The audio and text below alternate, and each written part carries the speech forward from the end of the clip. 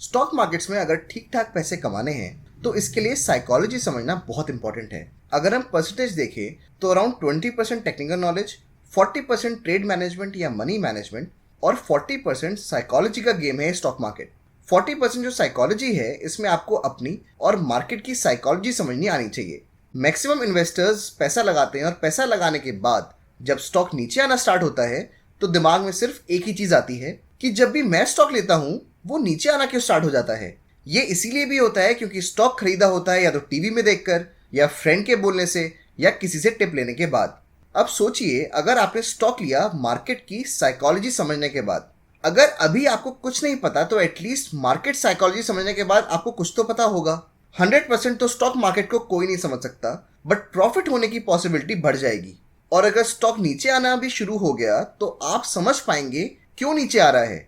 क्या ये minor correction है या स्टॉक का ट्रेंड रिवर्सल हो गया। कैंडलस्टिक चार्ट मार्केट की साइकोलॉजी समझने में काफी हेल्प करते हैं। ये एक जापानीज आर्ट है जिसको लोग 300 साल से ज्यादा टाइम से यूज कर रहे हैं और ये एक ट्राइड एंड टेस्टेड टेक्निक है जो इंडिया के स्टॉक एक्सचेंज में ही नहीं बट पूरे वर्ल्ड में लोग यूज करते हैं। कैंडलस्टिक पैटर्न्स बहुत सारे होते हैं लेकिन इस कैंडलस्टिक सीरीज में जिसमें बहुत सारी वीडियो हम बनाएंगे सिर्फ इंपॉर्टेंट कैंडलस्टिक पैटर्न को ही समझेंगे जिससे आप मार्केट की साइकोलॉजी को समझ पाएं। तो ये वीडियो फाउंडेशन बनाएगी कैंडलस्टिक की और आने वाली वीडियोस में इंपॉर्टेंट पैटर्न्स होंगे विद एक्चुअल चार्ट किसी भी स्टॉक के, जिससे आप कॉन्सेप्ट के साथ प्रैक्टिकल नॉलेज भी ले पाएं। स्टॉक मार्केट में दो इमोशंस बड़े इंपॉर्टेंट हैं, वो है फियर एंड ग्रीड, मतलब डर और लालच। इस फियर एंड ग्रीड से बनता है supply and demand.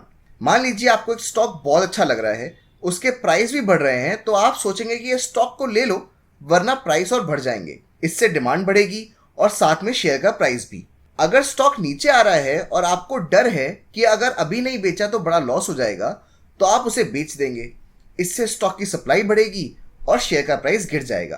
Candlestick chart supply and demand बताते हैं सारे इन्वेस्टर्स या ट्रेडर्स की जो भी उस टाइम मार्केट में शेयर्स खरीद रहे होते हैं या बेच रहे होते हैं। अगर मार्केट में पैनिक होगा तो सब लोग शेयर्स बेच रहे होंगे और वो आपको कैंडल देखने से पता चल जाएगा। अगर मार्केट में लोग ज्यादा शेयर्स खरीद रहे होंगे तो वो भी कैंडल्स आपको बता देंगी। किसी भी चार्ट में आपको दो टाइप की कैंडल दिखेंगी, एक होगी रेड और एक होगी ग्रीन। रेड का मतलब है कि लोग शेयर्स बेच रहे हैं और ग्रीन का मतलब है लोग शेयर्स खरीद रहे हैं। रेड को बियर भी बोला जाता है कि बियर मार्केट में है और ग्रीन को बुल्स भी बोला जाता है कि बुल मार्केट में है।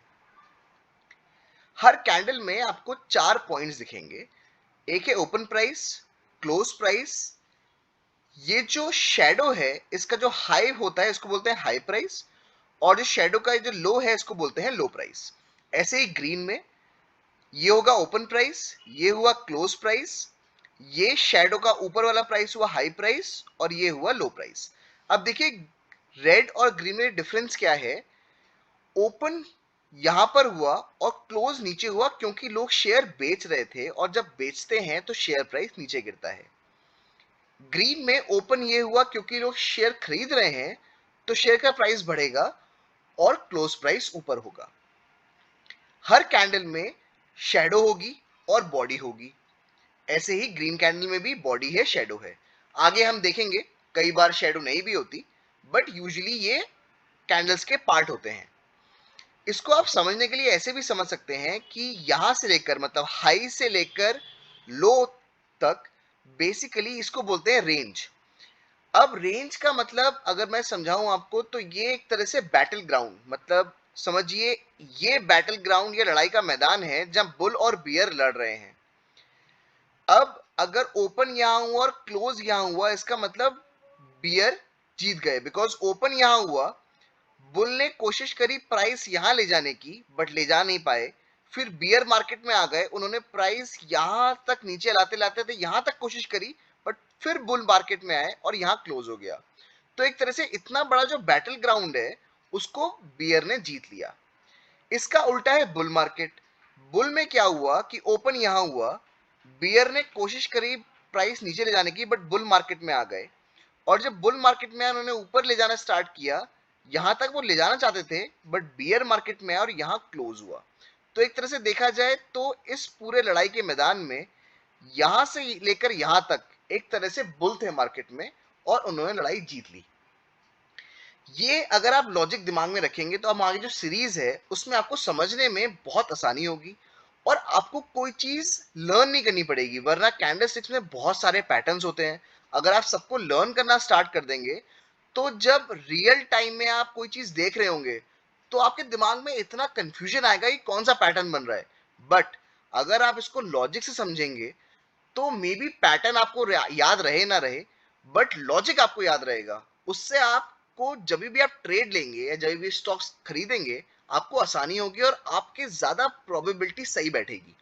तो यही हमारा इस सीरीज से जो हम चाहते हैं वो यही है कि हम आपको कैंडलस्टिक्स पैटर्न्स तो बताएं बट लॉजिक भी बताएं। तो लॉजिक बताने से ये होगा कि आपको याद करने की जरूरत नहीं पड़ेगी, आपकी प्रोबेबिलिटी किसी भी ट्रेड की या प्रॉफिट की बढ़ जाएगी।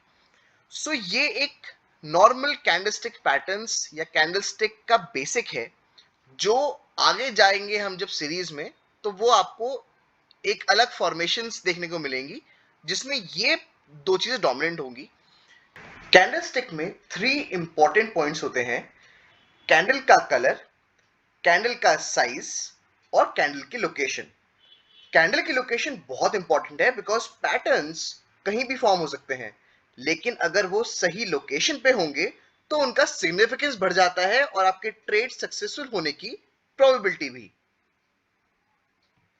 आई होप आपको वीडियो समझ आया होगा और अगर वीडियो एंड एक्सप्लेनेशन अच्छा लगा हो तो लाइक एंड सब्सक्राइब जरूर करिए। हम मिलेंगे नेक्स्ट वीडियो में।